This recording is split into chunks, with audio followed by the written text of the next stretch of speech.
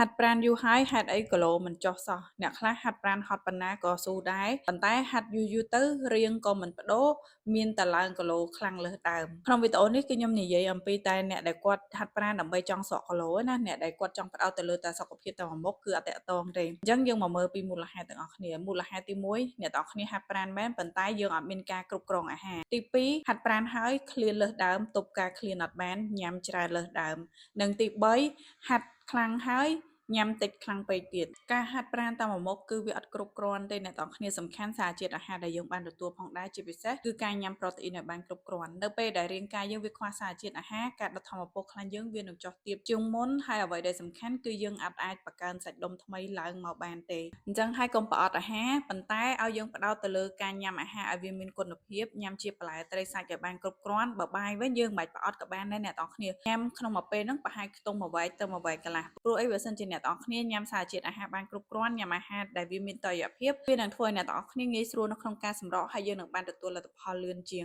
អ្នកដែលគាត់អត់មានពេលនៅក្នុងការធ្វើរបបអាហារហើយត្រូវការផលិតផលជំនួយខាងខ្ញុំក៏យើងមានជាអាហារូបត្ថម្ភដែលវាមានសារជាតិអាហារគ្រប់ទាំង5ក្រុមសម្រាប់យើងញ៉ាំដើម្បីជួយបន្ថែមសារជាតិអាហារដល់រាងកាយរបស់យើងអ្នកដែលគាត់ចាប់អារម្មណ៍អាចឆាតសួរព័ត៌មានលម្អិតសិនបាន